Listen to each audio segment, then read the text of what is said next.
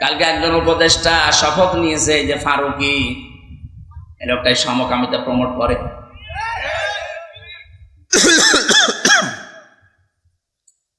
দেশের ছাত্র জনতা এবং আলেমরা চাচ্ছে এই লোক যেন এই দায়িত্বে না থাকে। এটা আমাদেরও সবার দাবি, এই লোককে এখান থেকে তাড়াতাড়ি নামিয়ে দে। যতদিন থাকবে আল্লাহর গজব নাযিল হবে। নিজের স্ত্রীকে যারা দেহ ব্যবসায় লাগাতে পারে, নিজের দেহ দেখিয়ে যারা উপায় করে, এই মানুষগুলো জেনা করে করে টাকা পয়সা কামাই করেছে সারা জীবন। এটা জেনা না? হয়তো লজ্জা স্থানের জেনা না হতে পারে, চোখের জেনা হয় না তাদের, হাতের জেনা, মুখেরটা, হৃদয়েরটা, বাকি যেটা আছে ওইটা ওদের বাকি নেই। মিনিসে নামলাম না। এইরকম মানুষকে আপনি মুসলমানের ৯৬% দেশে দায়িত্ব দিয়ে দেবেন, কয়দিন পরেই তো প্রমোট করবে যে আমরা পুরুষে পুরুষে বিয়ে করব। যেহেতু আল্লাহ ফাকতিয়া দিয়েছেন, ফাকতিয়া দাবিরুল কওমিল্লাযিনা যালামু, জালেমদের শিকড় কাটা হয়ে গেছে। সুতরাং আমরা কোন জালেম আবার সামনে বসে আবার উল্টা পাল্টা জেট চালাবে আমরা এখনই বন্ধ করতে চাই। বিবেক যাদের আছে আপনার কাজে লাগে না কোন কারণে বলেন তো? সারা বিশ্বে এখন তাকান, মানবতা বিপন্ন হয়ে যাচ্ছে, অথচ মোড়ল যারা দুনিয়া যারা চাষ করে তাদের মুখে কথা নেই। এ মানুষগুলো মানবতার পক্ষে শুনি কথা বলে, মানবতার ধ্বজাধারীরা এই শব্দটাকে পুঁজি করে বাংলাদেশে মানবতা এই শব্দটাকে কাজে লাগিয়ে ওরা এখন একটা অফিস করতে চাচ্ছে ঢাকায় সমকামিতার। কথা বলছেন? এটা একটা হারাম কাজ। আল্লাহর পুরা সৃষ্টিকে ওরা পাল্টিয়ে ফেলেছে। আল্লাহ নারীর প্রতি পুরুষ, পুরুষের প্রতি নারীর একটা আকর্ষণ বানিয়েছেন। এটা সূরা আলে ইমরানের 14 নম্বর আয়াতে আছে, হুব্বুশ শাহাওয়াতি মিনান নিসাই ওয়াল বানিন। আল্লাহ বলেন পৃথিবীতে যত আকর্ষণীয় বস্তু আছে, লোভনীয়তার ভেতরে 1 নাম্বার মানুষের জন্য আমি তৈরি করে দিয়েছি মেয়েদেরকে। অথচ সেই সিস্টেম পাল্টিয়ে তারা আজ মেয়ে বাদ দিয়ে পুরুষে পুরুষে বিয়ে করবে। এরা আল্লাহর সৃষ্টিকে পাল্টাতে চায়। আর তো মানবতার অফিস খুলবে এই কথা দিয়ে ওরা এখন সমকামিতার অফিস ঢাকায় খুলতে চাচ্ছে। ঢাকাবাসী একটা মানুষ যদি ইমানদারে ঢাকায় থাকে, অফিস খুলতে দেওয়া হবে না, যত শক্তিশালী হোক। এই কাজ করে লূত নবীর স্ত্রী, এই কাজ করে লূত নবীর জাতি ডেড সিতে পরিণত হয়েছে, মৃত সাগর। এখনো পর্যন্ত সাগরে কিছু বাঁচে না। আপনি জর্ডানে যেয়ে দেখেন, ওই সাগর এখনো আছে। বাংলাদেশকে অনেকে জর্ডান বানানোর জন্য গোপন ষড়যন্ত্র করছে। এখন বলেন এসব আপনার বলার দরকার নেই, আপনি মাটির নিচের ওয়াজ করেন। আরে ভাই, আমার অবস্থা সামনে 2 তলা নৌকা। কয় তলা? আমরা উপর তলায় আছি, নিচ তলায় আছে ওনারা। বারবার উপরে পানি নিতে আসছে। এখন যদি বলে ঝামেলা করেন কেন, নিচে তো পানি আছে, একটু ফুটো করে দিলেই তো হয়। ওরা যদি বলে ঠিক আছে, আপনাদের ডিস্টার্ব হয়, আর জীবনে আসবো না। পানি তো হাতের কাছে আছে, একটা তক্তা শুধু খুলে নেব। এই কথা বলে যদি ওরা খুলতে চায়, ওপরে আমরা যারা আল্লাহর ওলি বসে আছি যদি বলি লা ইলাহা ইল্লা আনতা সুবহানাকা ইন্নী কুনতু মিনাজ জালিমিন, পানি ওটা বন্ধ হবে? আরো জোরে বলেন। আপনি জাহান্নামে যাবেন, পানিতে ডুবে মরবেন, আমার অসুবিধা ছিল না। আপনার এই দুনিয়ায় তো এখন আমি আছি। আপনাকে বাধা না দিলে যে গজব আসবে, ওই গজবে আমারও গ্রেফতার হওয়া লাগবে। এই কারণেই তো বলা লাগছে। আশা করছি আপনার ইঙ্গিত বুঝেছেন। এই দেশে আল্লাহর নিষিদ্ধ কোন কাজ, সে সমকামিতা বলেন আর যেটাই বলেন, কোন মানুষ যখন আমার নিদর্শনগুলো ভুলে যায়, আমার নিষেধ, আমার আদেশ, এগুলো যখন ভুলে যায়, তখন তাদের শান্তি।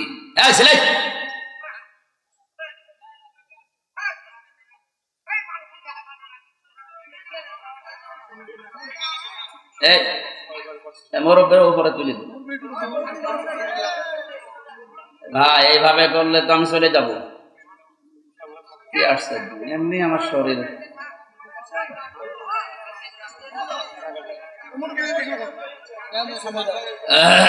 একটু চুপ করেন ভাই, এইভাবে ভাই ফ্যান কে রৌশনের সাথে চাইতো খারাপ। হ্যাঁ ঠিক আছে ঠিক আছে ঠিক আছে ঠিক আছে। যেখানে যেভাবে দাঁড়িয়ে আছেন বসে আছেন, দরকার হয় জায়গা পেলে শুয়ে পড়েন, ওই যে পেছনে জায়গা আছে শুয়ে পড়েন, কিন্তু কথা বলবেন না। এটা আমার অনুরোধ, আপনার হাতে পায়ে ধরে বলছি। এটা কিন্তু এবাদতের জায়গা, এটা এখন এবাদত চলছে। আর এমন একটা জায়গায় আপনি পাশে বসে আছেন, এমনি আপনার মরণের কথা স্মরণ হওয়া দরকার। মানুষের অন্তরের ভেতরে যদি ভয় তৈরি করতে হয় যে দুইটা জিনিস বেশি কার্যকর, তার ভেতরে একটা মরণ।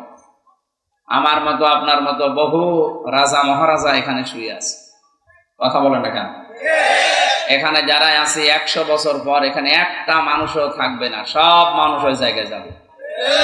এই জমিন চাষ করবে তখন নতুন মানুষ। সুতরাং আমরা একটা মুসাফির। আমরা কি দুনিয়াতে জীবনযাপন মুসাফিরের মতোই করা দরকার, যেহেতু এটা একটা ধোকার জায়গা। তো আমাল হায়াতুদ দুনিয়া ইল্লা মাতাউল গুরুর, পৃথিবীর জমিন ধোকা। কে বলছেন বলেন তো? এখান থেকে 200 বছর পরে এই মুরব্বী যদি এখন ওনার যে বাড়ি আছে ওখানে যদি 200 বছর পরে এসে বলে বাড়ি আমার, ওখানে যারা বাস করবে ঢুকতে দেবে? কিসের মুরব্বী আপনি? বলেন উনি এই বাড়ির জন্য কত কিছু করেছে দুনিয়ায়, অথচ তারই মাত্র 200 বছর পরে আর ঢুকতে দিচ্ছে। এইটাই বাস্তবতা। এটাই কি 200 বছর আগে যে লোকটা বিদায় নিয়েছে, আমি যে বাড়িতে থাকি এই বাড়ির মালিক সেই লোকটাই ছিল, সে এখন আসলে আমি উঠতে দেব? কি অবস্থা দেখেন তো দুনিয়া। এজন্য একটু খেয়াল করে শুনবেন, কোরআনে কারিমের এটা পুরাটা যেন ইবাদত হিসাবে আল্লাহ কবুল করে নেন। যারা আমরা এখানে এসেছি কোরআনে কারিমের কথা শোনার জন্য, সূরা আনআমের 44 নম্বর আয়াত আমি পড়লাম যে ফালাম্মা নাসু মা যুকিরু বিহি, যখন তারা আমি আল্লাহর ঘোষণা ভুলে গেল, ফাতাহনা আলাইহিম আবওয়াবা কুল্লা শাইইন, তাদেরকে যত নিয়ামতের দরজা সব খুলে দিলাম তাদের উপরে। বাবের বহু বচন আবওয়াব, ফাতাহনা একালিফটা আনাসি, এর ফাইল বা কর্তা সরাসরি আল্লাহ নিজে। তাহলে আল্লাহর আইন যারা ভুলে যায়, আল্লাহর নিয়ম নীতি মনে রাখে না, তাদের উপরে রহমত বরকতের দরজা খুলে দেয় কে? কেন দেয়? ভালোবেসে না। আল্লাহ পাক বলেন কেন দেয় জানো? ইন্নামা নুমলি লাহুম লিয়াজদাদু ইসমা, আমি চাই যে ওই মানুষগুলো ওদের পাপের বোঝা যেন দুনিয়ায় পরিপূর্ণ করি নাই। আরে 15.5 বছরে যারা ছিল তারা তাই করছে। একটা অপরাধের কথা বলেন যে এটা 15.5 বছরে হয়নি, বলেন সব হয়েছে। একেবারে ছোট থেকে বড় যত অপরাধ দুনিয়ায় হতে পারে, ছোট অপরাধ মানুষকে গালি দেওয়া, বড় অপরাধ আয়না ঘর। মানবতার সাথে কত বড় একটা কৌতুক ছিল, অথচ তারা আজ মানবতার ফেরিওয়ালা নাম নিচ্ছে, মানবতার পক্ষে কথা বলছে। যারা আয়না ঘর বানাতে পারে এর সাথে যারা জড়িত, তাদের মুখে মানবতার কথা মানায় না। আমি নিজে যেহেতু ছিলাম, আমি নিজে দেখেছি কত মানুষকে এই 2 বছর 5 বছর 7 বছর 10 বছর না 14 বছরের মানুষ আমি পেয়েছি, এত বড় বড় নখ হয়ে গেছে, চুল দাড়ি গপ মনে হচ্ছে জঙ্গল থেকে বেরিয়ে আসছে। এই বড় বড় নখ দিয়ে খুশিয়ে খুশিয়ে দেওয়ালের সাথে লিখে রেখেছি মোবাইল নাম্বার, ছোট ছোট লিখা। ভাই যদি বাইরে যেতে পারেন কেউ, অন্তত এই নাম্বারে জানাবেন যে আমি বেশি আছি। আমি আজ 14 বছর আছি। আপনি মানুষ, আপনি মানবতার কথা বলেন। নাম দিয়েছে মানবতার মানুষ কন্যা। কিসের কন্যা আপনি? এইটার সাথে যারা জড়িত ছিল, আমার যতটুকু কোরআন হাদিস পড়ার পরে জ্ঞান আর বিবেকে যা বলে, এদেরকে আল্লাহ জীবনেও মাফ করার কথা না। এদেশের 18 কোটি মানুষকেও যদি আয়না ঘরের সাথে জড়িত যারা তাদের মাফ করে দেয়, অন্তত ব্যারিস্টার আরমানের বউ মাফ করবে। কি ভয়ঙ্কর দৃশ্যগুলো ভেতরে। যারা দায়িত্ব পালন করতো ওরা বাড়ি যেয়ে ওরা স্ত্রীর কাছে থাকতো কি করে? ওরা ঘুমাতো কি করে? ওখানে তো দায়িত্ব ছিল, 8 ঘন্টা পর পরে ডিউটি পাল্টাতো। এরা বাইরে এসে আপনাদের সাথে তো স্বাভাবিক জীবনযাপন করতো কি করে? আমি এই কয়েকদিনে আমার মাজার এই যে পেছনের হাড় পর্যন্ত ব্যথা হয়ে গেছে। মুফতি ফখরুল ভাই আমার সাথে ছিল, ওনার এই যে পায়ের ভেতর দিয়ে হাত দিয়ে এই সামনে যে লোহার ব্যারিকেড ওর সাথে হাত লাগিয়ে তালা লাগিয়ে দেয়। 1.5-2 মিনিট সময় দেয় টয়লেট করার জন্য, 24 ঘন্টার ভেতরে একবার। সকালে কয়টা পচা ছোলা দিয়ে যায়, দুপুরে এমন খাবার দিয়েছে মনে হচ্ছে কেউ মাখিয়ে ফেলে দিয়েছে সেইটা। এভাবে যদি 1-2 দিন 5 দিন পরে ছেড়ে দিত, 14 বছর আপনি কল্পনায় নিয়ে আসতে পারবেন না। অথচ এই এত বড় কঠিন জঘন্য নৃশংস অপরাধ যারা করলো দুনিয়ায়, দেখলাম তাদেরকে আল্লাহ নিয়ামত বাড়াতেই আছে। সেই 6 সালের 88 অক্টোবরের পর থেকে প্রতিনিয়ত তাদের নিয়ামত গুলো আল্লাহ বাড়াতেছে। ক্ষমতাও 5 বছর পর পর তারাই যায়। চিন্তা করলাম এই আয়াত কি কোন সমস্যা আছে না? 24 সালের 5 আগস্টে আয়াতটা মিলে গেছে। আল্লাহ তাআলা বলেন হাত্তা ইযা ফারিহু বিমা উতু, তাদের দান করা যে ক্ষমতা, তাদের পাওয়ার, টাকা পয়সা, প্রভাব প্রতিপত্তি, এগুলো কার দান করা? ওগুলো কি ওরা নিয়ে এসেছে কোন জায়গা থেকে? সব আল্লাহর দান করা। এজন্য বিমা উতু বহু বচন দিয়েছে। এই ক্ষমতার সাথে যারাই জড়িত ছিল তারাই এই দানকৃত বস্তু পাওয়ার পরে যখন আনন্দে মেতে আছে, আখাযনাহুম বাগতাতান, হঠাৎ আমি তাদেরকে নিজে আক্রমণ করলাম। আখাযনা, যারা আলেম আছে জিজ্ঞাসা করেন ফাইল কর্তা সরাসরি আল্লাহ নিজে, হোম মানে তাদেরকে, বাগতাতান মানে আকস্মিক ভাবে। 2024 সালের আগস্টের 5 তারিখের 12:30 পর্যন্ত আমরা কেউ ভাবতে পারি না যে অবস্থা পাল্টাবে। আমি তো 12:30টায় আকাশে যে ছাদের ওপর থেকে দেখছিলাম মুহুর্মুহু গুলো চলছে, 16 জন আমার সামনে মারা গেল। চিন্তা করলাম যে এই আয়াত কি আল্লাহ এমনি নাজিল করলো নাকি? না, আখাযনাহুম বাগতাতান, 1:30টার ভেতরে আল্লাহ বলেন আমি তাদেরকে ধরেছি এমন ভাবে ওদেরও কল্পনা ছিল না। কল্পনায় যদি থাকতো তাহলে দুপুরের খাবার রান্না করতো না। অন্তত ছেলে মেয়েরা যে যা পেয়েছে ওই জিনিসগুলো পেতো না। এমন এমন জিনিস পেয়েছে যেটা বলা ঠিক না। ঠিক আছে, সে হাজী সাহেব মানুষ, আল্লাহ তাকে হেদায়েত দান করুন। এই যে বাগতাতান বলেন আল্লাহ, যে আমি আকস্মিক ভাবে ধরলাম, হঠাৎ করে। কিভাবে? ফাইদাহুম মুবলিসুন, ওরা হতাশ হয়ে গেল। ওরা যে হতাশ হয়ে গেছে এর প্রমাণ আপনি দেখতে পাচ্ছেন না আদালতে। আদালতে গেলেই মানুষ পচা ডিম মারতেছে। সেদিন দেখলাম ইনু সাহেবকে একদম দিয়েছে 1 লাথি। আর কত অপমান করবে? এই যে কালামানিক, ওর বিসি উড়িয়ে গেছে, ওর সংসার করার কাজ শেষ। জীবনে বহু সংসার জীবনে মানুষের নষ্ট করেছে মিথ্যা মামলা দিয়ে, মিথ্যা রায় দিয়ে। আল্লাহ জীবনের মতো ওর সংসার দুনিয়ায় শেষ, আর আখিরাতে ওর কোনো সংসার নেই, কারণ আগুনে পুড়তে থাকবে। যারা ন্যায় বিচারের জায়গায় বসে অবিচার করে ওরা মরলেই জাহান্নামে। কারণ যারা ন্যায় বিচার করবে তাদেরকে আল্লাহ আরশের ছায়া তলে স্থান দেবে। এর বিপরীত যেটা, যারা ন্যায় বিচারের সমস্ত জায়গায় বসে, এই 1628 জন ছিল সারা বাংলাদেশে। কতজন? 1628 জন মানুষ মেন দায়িত্বে ছিল। এই মানুষগুলোকে আল্লাহ এমন ভাবে কেটে দিয়েছেন, এই আয়াতের পরবর্তী শব্দ ফাকতি আদাবিরুল কওমিল্লাযিনা যালামু, আল্লাহ বলেন জালেমদের শিকড় কেটে দেওয়া হয়ে গেছে। এই জন্য সোহেল তাজের ঘোষণা আজকে শোনেননি যে মানুষ হত্যাকারী যারা, তারা পালিয়ে গিয়ে এখন আবার উল্টাপাল্টা স্ট্যাটাস দিচ্ছে, মানুষকে উস্কে দিচ্ছে। এটা যেন সে বন্ধ করে। উনি বুঝেছে, কিন্তু অনেকদিন পরে। এই কথা বাংলার জনগণ বহু আগে বুঝেছিল। আর মেজর ডালিম তো বুঝেছে সেই 75 সালের আগে। পড়েননি ওই বইটা? আমি তো পড়ে আসলাম। আমি মেজর ডালিম বলছি, আপনি পড়লে এক্ষণে রক্ত গরম হয়ে যাবে। প্রশ্ন দিয়েছে বইয়ের ভেতরে যে মানুষ দুনিয়ায় হয়তো বলতে পারে, হ্যাঁ এতটুকু বাচ্চাও মেরে ফেললো, আমি 2টা ছেড়ে গেলাম, দেখবা ওদের আচরণ কি। দেখতে পাচ্ছেন না যে ওখানে বসে বসে যদি অন্তত আল্লাহ বিল্লাহ করে দুনিয়া থেকে বিদায় নিত, তাও আমরা বাঁচতাম। ওখানে বসে এমন এমন কাজ করছে, একটা হাসি মানুষ। এই যে 4-5 দিন আর যেটা করছে আপনি দেখতে পাচ্ছেন। ও বিশ্বের বিভিন্ন মোড়লদেরকে এখন আকর্ষণ করার জন্য এই কথা জানাচ্ছে যে আমি নির্বাচিত ছিলাম, আমাকে উৎখাত করা হয়েছে। এটা ডাহা মিথ্যা কথা। আপনি যে নির্বাচিত ছিলেন এ কথা শয়তানও বিশ্বাস করবেন। অন্তত 15.5 বছরে কোন নির্বাচন দেশে হয়েছে আপনার বিশ্বাস হয়?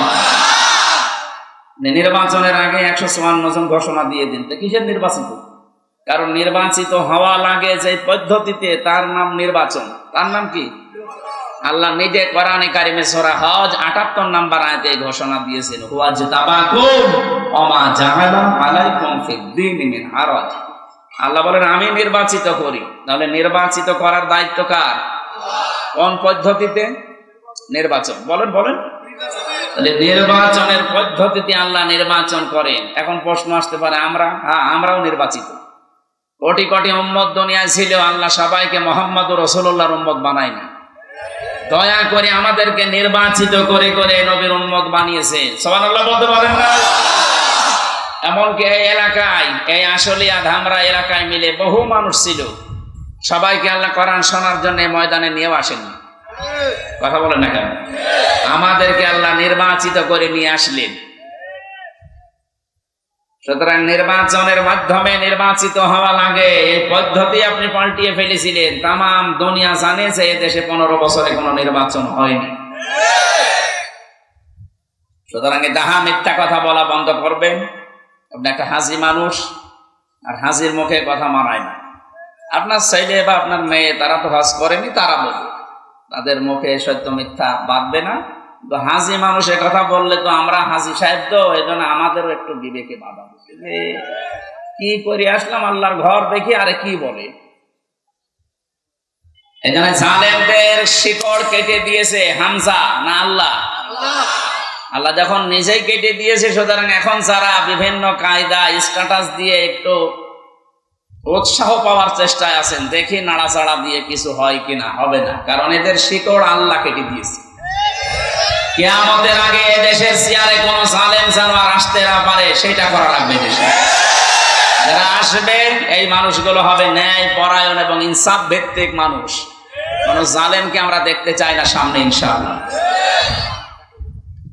কোরআনে কারীম শোনার জন্য দল মত নির্বিশেষে এই গোরস্থানের ময়দানে যারা ছুটে এসেছেন, বলেন আলহামদুলিল্লাহ। দরুদ আর সালাম পড়ছি আমাদের নবী মুহাম্মদুর রাসূলুল্লাহ সাল্লাল্লাহু আলাইহি ওয়াসাল্লামের প্রতি। আজকে আমরা কোরআনে কারীম থেকে 2টা আয়াত পড়েছি। সূরা আলে ইমরান 83 নম্বর আয়াত, সূরা তাহা 55 নম্বর আয়াত। একটা পড়েছি আমরা, যেটা মাটি দেওয়ার সময় দোয়া মনে করে পড়ি। এর ভেতরে 3টা বিষয় আল্লাহ জানিয়েছেন। যদি সত্যি মাটি দেওয়ার সময় এই বিশ্বাস নিয়ে আপনি এই কথাগুলো বলেন, আমার মনে হয় এই আয়াত আপনাকে হেদায়েতের রাস্তা দেখিয়ে দেবে। কথা বলে না? মানুষ যখন বলে মিনহা খলাকনাকুম, এই যে মিন মানে হতে, হা মানে উহা, উহা মানে কি? ওই মাটি। এই মাটি দিয়ে আল্লাহ তোমাকে বানিয়েছেন। প্রশ্ন আসতে পারে, আমরা কি শুধু মাটির তৈরি? কই, আমাদের বাবার স্ফলিঙ্গ দিয়ে দ্রুত গতিতে যে পানিটা বের হয়ে যায়, এর ভেতরে মাটি নেই না। আপনার বাবা যে খাবার খায়, ওই খাবারগুলো উৎপন্ন হয় মাটিতে। কি? তামাম দুনিয়ার যত রকমের খাবার আছে সব কিছুর উৎস কিন্তু মাটি। এই মাটির ভেতরে আবার 10টা জিনিস পাওয়া যায় মৌলিক ভাবে। পাশের জেলা গাজীপুর মৃত্তিকা গবেষণাগার আছে, সেখানে আপনি মাটি নিয়ে যান, দেখবেন 10টা জিনিস বের করে দেবে। মাটির ভেতরে আছে oxygen, iron, silicon, aluminium, potassium, magnesium. 10টা জিনিস আল্লাহ একত্রিত করে মাটি বানিয়েছেন। এই মাটি আল্লাহ পাক দুনিয়ার ময়দানে ফেরেশতা জিবরাইলকে, আজরাইলকে, মিকাইলকে, ইসরাফিলকে পাঠিয়েছিলেন, জানিয়ে আসো। এরা প্রত্যেকটি ফেরেশতা আসার পরে মাটির কন্দন দিকে ফিরে গেছে। হযরতে আজরাইল শেষ পর্যন্ত এমন থাবা দিয়েছে যে না, আল্লাহর হুকুম আমাকে মানাই লাগবে। তাফসিরে ফি জিলালিল কোরআন মুফাসসির লিখেছেন, হযরতে আজরাইলের ওই এক খামসা মাটিতে ছিল 40 মণ। মানে আল্লাহর কাছে নিয়ে বললেন, কি করবো এটা? আদম বানাও। 70,000 ফেরেশতা লাগিয়েছিলেন আমাদের এই দেহ বানাতে। তার মানে আমাদের বাবার দেহ হযরতে আদমের। 120 হাত লম্বা খালি দেহ বানিয়ে রেখেছেন। আল্লাহ রাব্বুল আলামিন বলেন, আমি ফেরেশতাদের দিয়ে পুরা দেহটা বানিয়েছি। শুধু দেহ বানিয়ে শেষ করে দেয়নি, ওয়ালাকাদ খালাকনাকুম সুম্মা সাওয়ারনাকুম সুম্মা কুলনা লিল মালাইকাতি ইসজুদু লিআদামা ফাসাজাদু ইল্লা ইবলিস। ইলা আখির আয়াত। সূরা আরাফের 10 নম্বর আয়াতে আছে, আল্লাহ পাক বলেন, অবশ্যই আমি মানুষদের বানিয়েছি এবং তারা আকৃতি দিয়েছি। এই যে আমি বানিয়েছি মানুষকে, এটা বলার পরে সাওয়ারনাকুম এটা কেন দিলেন? শুধু মানুষের কথা বললেই তো হয়ে যেত, আলাদাভাবে আকৃতির কথা কেন বললেন? মুফাসসির বলেন, যদিও দেহটা আল্লাহ ফেরেশতাদেরকে দিয়ে বানিয়েছেন, কিন্তু আকারটা বানিয়েছেন আল্লাহ মুখেরটা নিজের হাতে। এই আকৃতিটা পৃথিবীর কাউকে, ফেরেশতাদের কাউকে আল্লাহ দেয়নি, শুধু নিজের হাতে সুন্দর করে তিনি সাজিয়েছেন। আর এত সুন্দর করে চেহারাটা বানিয়েছে, পৃথিবীর সব সৃষ্টির তুলনায় মানুষের চেহারা সুন্দর। লাকাদ খালাকনাল ইনসানা ফি আহসানি তাকওয়িম। অবশ্যই আমি মানুষকে সব চাইতে সুন্দর আকৃতি দিয়েছি, এত সুন্দর করে মানুষকে বানিয়েছি। এই যে আকারের দিকে তাকান, বিজ্ঞান প্রমাণ করছে আয়াতটা নিয়ে, সাওয়ারনাকুম, তোমাদের আকার আল্লাহ বানিয়েছেন। এই আকারের ভেতরে 5টা জিনিস আছে। এই 5টার ভেতরে 3টি ইন্দ্রিয় শক্তি কাজে লাগানোর জন্য আল্লাহ আমাদেরকে দিয়েছেন, বিশেষ করে কর্ণ, চক্ষু এবং এই বাক শক্তি, যেটা কথা বলি। মানুষের বিবেক থাকলে মানুষ উল্টাপাল্টা কথা বলতে পারে না।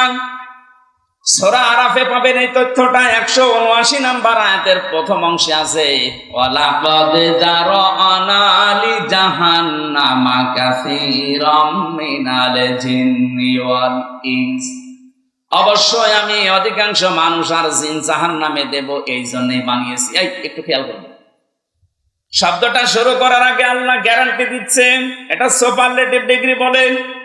ওয়ালাকাদ খালাকনা, ওয়ালাকাদ যারানা, অবশ্যই আমি আল্লাহ বানিয়েছি, লি জাহান্নামা, জাহান্নামের জন্য, কাসীরাম মিনাল জিন্নি ওয়াল ইনস, অধিকাংশ মানুষ আর জিন জাহান্নামে দেব, এই জন্য বানিয়েছি। প্রশ্ন আসতে পারে, আল্লাহ যখন কাসীরা দিলেন যে অধিকাংশ জিন আর মানুষ জাহান্নামে দেবে, তাহলে আমাদের আর কোনো দোষ নেই নাকি? এর পরবর্তীতে আল্লাহ 3টি ইন্দ্রিয় শক্তির কথা দিয়েছেন, যেটা আমাদের এই চেহারার ভেতরে আছে। এই যে বাক শক্তি, যেটা দিয়ে বিবেকের তাড়নায় কথা বলা হয়।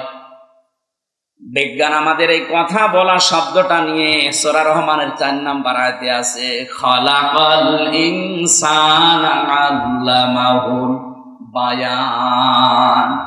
আমি মানুষ বানিয়েছি আর তাকে কথা বলা শিখিয়েছি। এটা নিয়ে বিজ্ঞানী গবেষণা চালিয়েছে যে মানুষ কথা বলে কি করে, দেখি তো। এই যে কয়েক ইঞ্চি জায়গা গলার ভেতরে, এখানে 27টা স্তর আছে। এতটুকু জায়গায় 27টা স্তর পার করার পরে, ধাক্কা লাগার পরে একটা কথা তৈরি হয়। আপনি তো মনে করছেন এ আর কি, আপনি টের পাচ্ছেন? এই কথা বলার শক্তি পৃথিবীর কেউ আপনাকে দেয়নি। যারা এই 15.5 বছর কথা বন্ধ করে রেখেছিল, তারাও দেয়নি। ডাইরেক্ট ইনডাইরেক্ট ভাবে দেশে আমরা শুধু 14 দলের লোক বাদ দিয়ে বাকি সবাই ছিলাম কথা বন্ধ অবস্থায়। কথা যা বলতাম ওটা কথা না। আমাদের বাক শক্তির উপরে একটা অনিয়ন্ত্রিত, একটা গোপন ভাবে আইন জারি করা ছিল, আমরা কথা বলতে পারতাম না। আমি এর ব্যাখ্যা পড়েছি তাফসিরে আর হাদিসে। নবীজি জানিয়েছেন কথা কিভাবে বলো জানো? প্রত্যেকটি স্তরে একটা করে ফেরেশতা বসে আছে। এর কাছে, এর কাছে, ওর কাছে, এভাবে 27টা জায়গা ভাগ ভাগ করে আসে। শেষ নাম্বার ফেরেশতা কথাটা যেভাবে তৈরি হওয়া দরকার ওইভাবে তৈরি করে ছেড়ে দেয়। একজন ফেরেশতা যদি দায়িত্ব অবহেলা করে, আপনি কিয়ামত পর্যন্ত কথা বলতে পারবেন না, শুধু গা গু করবেন। কত বড় নিয়ামত পেয়েছেন আপনি, টের পেলেন? আল্লাহ পাক বলেন, এই যে যোগ্যতা দিলাম তোমাকে, এই যোগ্যতাটা যারা আগে দুনিয়ায় কাজে লাগায় না, বিবেক যাদের দিয়েছি, হৃদয় দিয়েছি, যে মানুষগুলো অনুধাবন করতে পারে, কিন্তু এই মানুষগুলো অনুধাবন করার শক্তি থাকার পরেও করে না। এটা সারা বিশ্বে এখন তাকান, মানবতা বিপন্ন হয়ে যাচ্ছে, অথচ মোড়ল ছাড়া দুনিয়া যারা চাষ করে তাদের মুখে কথা নেই। এ মানুষগুলো মানবতার পক্ষে শুনি কথা বলে, মানবতার ধ্বজাধারীরা এই শব্দটাকে পুঁজি করে বাংলাদেশে মানবতা এই শব্দটাকে কাজে লাগিয়ে ওরা এখন একটা অফিস করতে চাচ্ছে ঢাকায়, সমকামিতার। এই কথা বলছেন, এটা একটা হারাম কাজ। আল্লাহর পুরা সৃষ্টিকে ওরা পাল্টিয়ে ফেলেছে। আল্লাহ নারীর প্রতি পুরুষ, পুরুষের প্রতি নারীর একটা আকর্ষণ বানিয়েছেন। এটা সূরা আলে ইমরানের 14 নম্বর আয়াতে আছে, হুব্বুশ শাহাওয়াতি মিনান নিসাই ওয়াল বানিন। আল্লাহ বলেন, পৃথিবীতে যত আকর্ষণীয় বস্তু আছে, লোভনীয়, তার ভেতরে 1 নাম্বার মানুষের জন্য আমি তৈরি করে দিয়েছি মেয়েদেরকে। অথচ সেই সিস্টেম পাল্টিয়ে তারা আজ মেয়ে বাদ দিয়ে পুরুষে বিয়ে করবে। এরা আল্লাহর সৃষ্টিকে পাল্টাতে চায়। আর তো মানবতার অফিস খুলবে এই কথা দিয়ে ওরা এখন সমকামিতার অফিস ঢাকায় করতে চাচ্ছে। ঢাকাবাসী, একটা মানুষ যদি ইমানদারে ঢাকায় থাকে, অফিস খুলতে দেওয়া হবে না, যত শক্তিশালী হোক। এই কাজ করে লূত নবীর স্ত্রী, এই কাজ করে লূত নবীর সাথী ডেড সিতে পরিণত হয়েছে, মৃত সাগর। এখনো পর্যন্ত সাগরে কিছু বাঁচে না। আপনি জর্ডানে যেয়ে দেখেন, ওই সাগর এখনো আছে। বাংলাদেশকে অনেকে জর্ডান বানানোর জন্য গোপন ষড়যন্ত্র করছে। এখন বলেন, এসব আপনার বলার দরকার নেই, আপনি মাটির নিচের ওয়াজ করেন। আরে ভাই, এমন অবস্থা, সামনে 2 তলা নৌকা। কয় তলা? আমরা উপর তলায় আছি, নিচ তলায় আছে ওনারা। বারবার উপরে পানি নিতে আসছে। এখন যদি বলে ঝামেলা করেন কেন, নিচে তো পানি আছে, একটু ফুটো করে দিলেই তো হয়। ওরা যদি বলে ঠিক আছে, আপনাদের ডিস্টার্ব হয়, আর জীবনে আসবো না, পানি তো হাতের কাছে আছে, একটা তক্তা শুধু খুলে নেব। এই কথা বলে যদি ওরা খুলতে চায়, ওপরে আমরা যারা আল্লাহর ওলি বসে আছি, যদি বলি লা ইলাহা ইল্লা আনতা সুবহানাকা ইন্নী কুনতু মিনাজ জালিমিন, পানি ওটা বন্ধ হবে? আরো জোরে বলেন। আপনি জাহান্নামে যাবেন, পানিতে ডুবে মরবেন, আমার অসুবিধা ছিল না। আপনার এই দুনিয়ায় তো এখন আমি আছি। আপনাকে বাধা না দিলে যে গজব আসবে, ওই গজবে আমারও গ্রেফতার হওয়া লাগবে। এই কারণেই তো বলা লাগছে। আশা করছি আপনার ইঙ্গিত বুঝেছেন। এই দেশে আল্লাহর নিষিদ্ধ কোন কাজ, সে সমকামিতা বলেন আর যেটাই বলেন। কালকে একজন উপদেষ্টা শপথ নিয়েছে যে ফারুকি, এই লোকটাই সমকামিতা প্রমোট করে।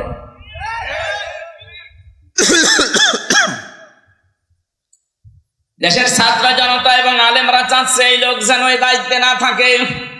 এটা আমাদেরও সবার দাবি, এই লোককে এখান থেকে তাড়াতাড়ি নামিয়ে দেন। যতদিন থাকবে আল্লাহর গজব নাযিল হবে। নিজের স্ত্রীকে যারা দেহ ব্যবসায় লাগাতে পারে, নিজের দেহ দেখিয়ে যারা উপায় করে, এই মানুষগুলো জেনা করে করে টাকা পয়সা কামাই করেছে সারা জীবন। এটা জেনা না? হয়তো লজ্জা স্থানের জেনা না হতে পারে, চোখের জেনা হয় না তাদের, হাতের জেনা, মুখেরটা, হৃদয়েরটা, বাকি যেটা আছে ওইটা ওদের বাকি নেই। নিচে নামলাম না। এইরকম মানুষকে আপনি মুসলমানের 96% দেশে দায়িত্ব দিয়ে দেবেন, কয়দিন পরেই তো প্রমোট করবে যে আমরা পুরুষে বিয়ে করব। যেহেতু আল্লাহ ফাকতিয়া দিয়েছেন, ফাকতিয়া দাবিরুল কওমিল্লাযিনা যালামু, জালেমদের শিকড় কাটা হয়ে গেছে। সুতরাং আমরা কোন জালেম আবার সামনে বসে আবার উল্টা পাল্টা জেট চালাবে, আমরা এখনই বন্ধ করতে চাই। বিবেক যাদের আছে আপনার কাজে লাগে না, কোন কারণে বলেন তো? পাগলকে তো আল্লাহ বিবেক দেয়নি, এই জন্য পাগলের কোনো হিসাব নেই। আলাহুম আ'য়ুনুন লা ইবসিরুনা বিহা, তাদের চোখ আছে কিন্তু তারা দেখে না। কত কিছু তুমি দেখতে পাও, কোরআনের কথাগুলো দেখতে পাও না। আল্লাহ চোখকে ডাক দিয়ে বলছে, চোখওয়ালা মানুষ কি করো তুমি?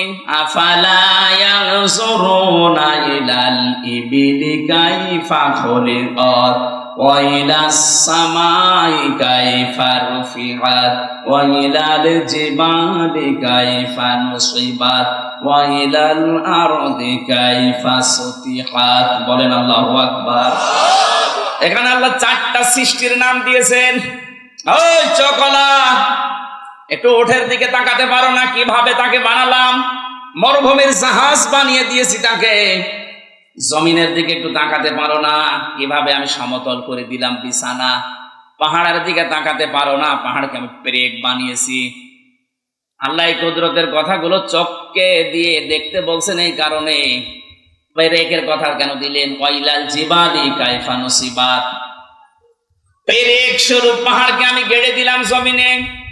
এখানে এই যে তক্তার উপরে ব্রেক মারা আছে, এই ব্রেকের উপরের যে মাথাটা আছে চ্যাপটা, এই চ্যাপটা কতটুকু দেখা যায়? এর নিচে যতটুকু আছে তার চাইতে কমপক্ষে 20 ভাগের 1 ভাগ। কথা বলে না কেন? এতটুকু এরকম 20 ডবল এই ব্রেকের ভেতরে ঢোকা আছে, গেড়ে দেওয়া আছে। আল্লাহ এই পাথর যেটা দেখতে পান পাহাড়, এটা শুধু ওই ব্রেকের ওই মাথাটা একটু জেগে আছে। তার মানে এরকম 20 ভাগ এই মাটির নিচে আল্লাহ গেড়ে দিয়েছে। এই বিশাল কুদরতের কথা, ক্ষমতার কথা আল্লাহ আমাদের শোনালেন। এই জন্যে কি নিয়ে মাস্তানি করো? মাথার ভেতরে 70,000 তার বিজ্ঞানীরা আবিষ্কার করেছে, 70,000। এই যে সামনের দিকে আছে ফ্রন্টাল লব, অক্সিপিটাল লব, প্যারাইটাল লব। আমি কোরআনে কারিমের এই আয়াতগুলো বিজ্ঞানের সাথে যখন মিলিয়েছি, এই 6টা জিনিসের ভেতরে এক একটায় 18টা করে জিনিস পেয়েছি। কম্পিউটার এখানে সেট করলাম, আপনাকে দেখাতে পারতাম। প্রত্যেকটার সাথে তার নার্ভ সেট করা আছে। এখান থেকে পুরা শরীরের সাথে আল্লাহ কানেকশন দিয়ে রেখেছে। যখনই কোনো কিছু হয় ওই অঙ্গ প্রত্যঙ্গ আগে ওই ব্রেনের কাছে দিয়ে দেয়। আমি হাদিসে পড়েছিলাম, বিশ্ব নবী জানিয়েছেন, কারো যদি একটা তার একটু ঢিলা হয়ে যায় সে লোকটা পাগল হয়ে যায়। 70,000 তার একটা একটু ঢিলা হয়ে গেলে সে পাগল হয়ে যায়। আপনাকে তো আল্লাহ পাগলামি করতে দেয়নি, অন্তত বিবেকটা দিয়েছে। একটা তারও আপনার কাটা না, তারপরও কি হয়েছে? কেন চিন্তা ভাবনা আসে না আপনার? এ চোখ দিয়ে এত কিছু দেখায়, এ জমিনটা দেখালাম, পাহাড় দেখালাম, আকাশ দেখালাম, এতটুকু একটা প্যান্ডেল বানাতে 14টা খুঁটি দিয়ে রেখেছো, অথচ বিশাল আসমান একটা খুঁটি নেই, কিয়ামত পর্যন্ত এটা পড়বে না। সুবহানাল্লাহ বলতে পারেন? তাদের কান আছে কিন্তু এই মানুষগুলো শোনে না। এই যে আমি যেখান থেকে কথাটা নিয়ে এসেছিলাম, আল্লাহ আমাদেরকে আকার আকৃতি বানানোর পরে যে 3টি ইন্দ্রিয় শক্তি, 3টাই মাথার ভেতরে আছে। কথা বলেন ঠিক কিনা? বাকি যেগুলো আছে সেগুলো আলাদা। এই 3টি যাদের আছে, আপনি এবার নিজের বিবেককে প্রশ্ন করেন তো, আপনার বাক শক্তি যেটা আকেল শক্তি, আপনি কি যে চোখে দেখতে পান, দর্শন শক্তি, শ্রবণ শক্তি, এগুলো কি সঠিকভাবে কাজে লাগাতে পারছেন? চোখ দিয়ে যেটা দেখা দরকার আপনি ওইটা দেখেন না, যেটা দেখা দরকার নেই না জায়েজ আপনি ওইটা দেখেন। পাশে গরস্থান, যেহেতু বহু মানুষ এখানে বসে আছে, এই যে মোবাইল এমন এমন দৃশ্য এর ভেতরে সেভ করে রেখেছেন যেটা নিজে দেখলে আনন্দ পান আর অন্য দেখলে আপনার লজ্জা লাগে। এরকম দৃশ্য নেই? যাদের মোবাইলে আছে এই মুহূর্তে ডিলিট করা লাগবে। কারা কারা এই মুহূর্তে ডিলিট করে দেবেন? নিজে দেখলে আনন্দ পান, অন্য দেখলে লজ্জা পান, এরকম দৃশ্য হাত করে তো। এই এলাকায় মনে হয় সব 2 নাম্বারই। আলহামদুলিল্লাহ, ঢাকার মানুষ তো খুব চালাক। যদি থাকে এখানে আমাদেরকে ধোকা দিয়ে বোকা বানানো যাবে। যিনি আপনাকে বানিয়েছে, এখানে বহু মানুষ এরকম নেই। নিজের মোবাইলে, কম্পিউটারে, টিভির পর্দায় নিজে দেখলে আনন্দ লাগে, অন্য দেখলে লজ্জা পায়, এরকম দৃশ্য নেই? এটা কবিরা গুনাহ। নিজে দেখলে ভালো লাগে, আনন্দ লাগে, মজা লাগে, অন্য কেউ দেখলে আপনি কষ্ট পান, লজ্জা পান, শরম পান, এটা হারাম। এই মুহূর্তে যদি এটা ডিলিট না করেন, আপনার ইবাদত বন্দেগীতে মজা পাবেন না। এটা করে দেন, দেখেন ফজরের নামাজে কি একটা শান্তি পান। এখনই করে দিন, আরে ওইটা চলে যাস, করে দেওয়া দূরের কথা, ওইটা চলে যাস না। এই এলাকায় ওয়াজ মনে হয় হবে না, আপনার কষ্ট হচ্ছে। আর আমল যদি শুরু না করি তো এই ওয়াজ প্রতি বছরে বছরে দিয়ে লাভ আছে। এখনই এই আমলটা করা যায় না।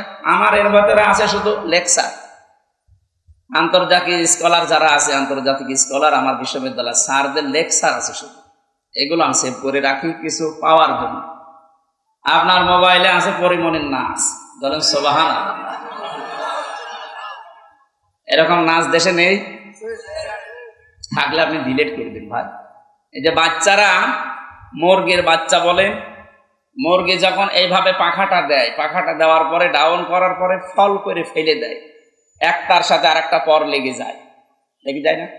একটু সফট হয়, একটু কোমল হয়, মোলায়েম হয়।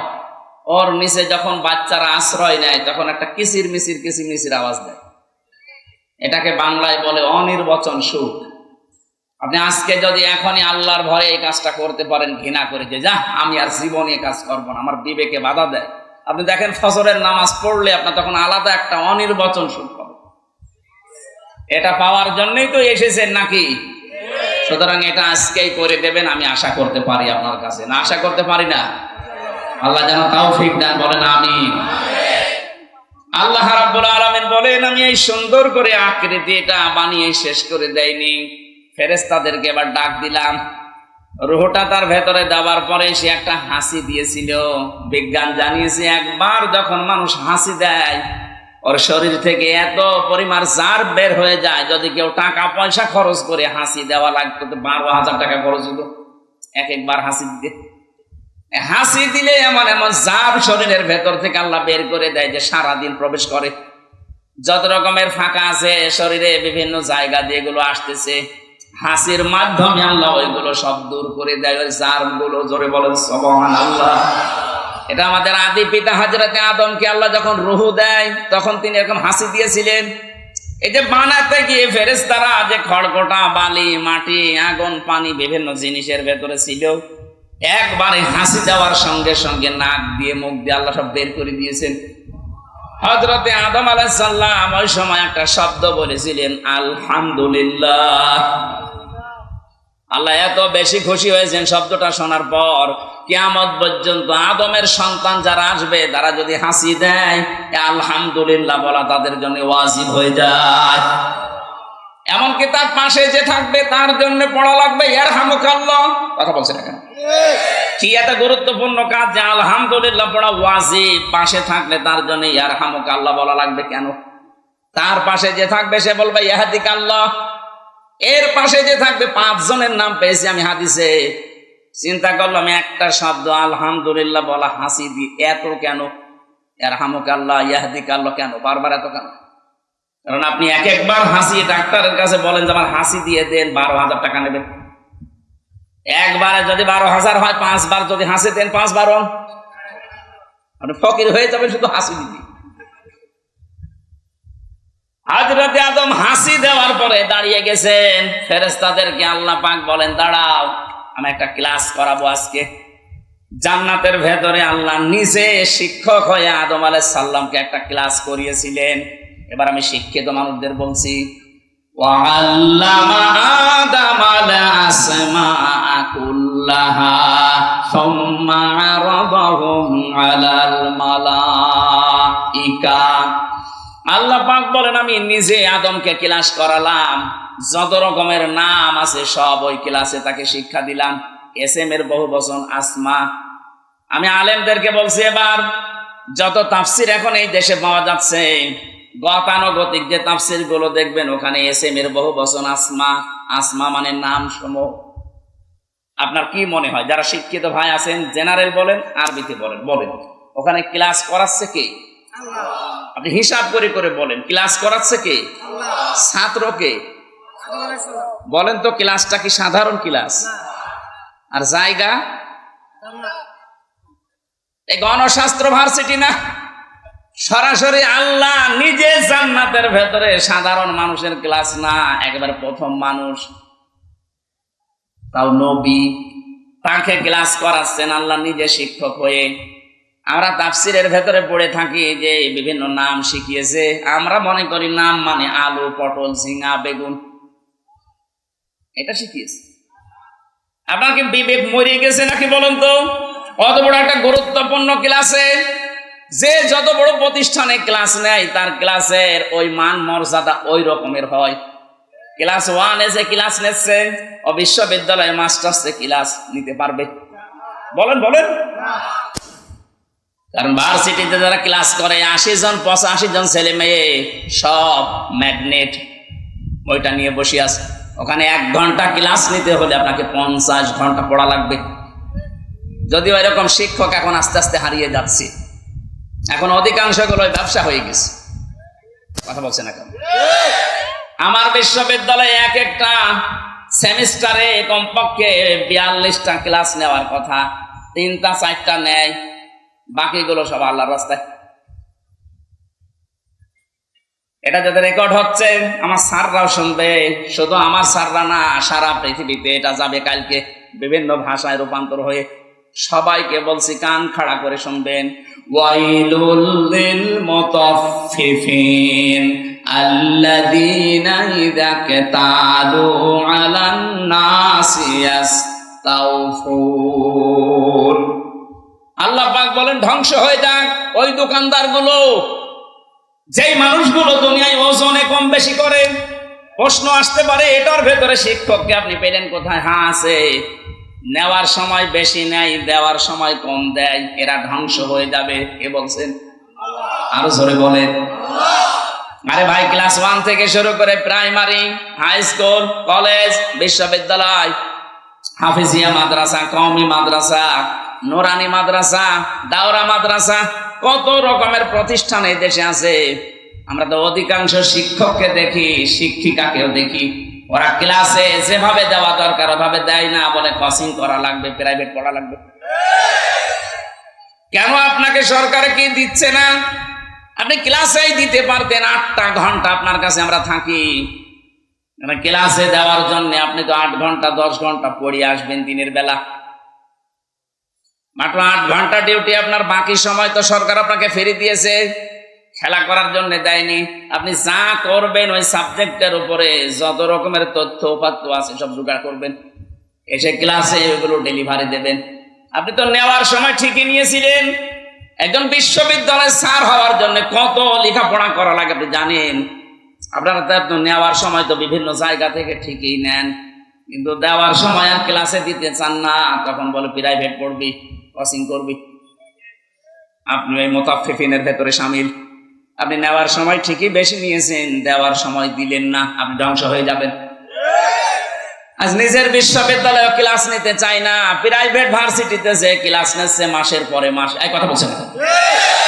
আমি জানি স্যাররা এটা শোনার পরে বলবে হামজা বেশি বোঝে, বেশি বুঝি আমি, এটাই বাস্তব।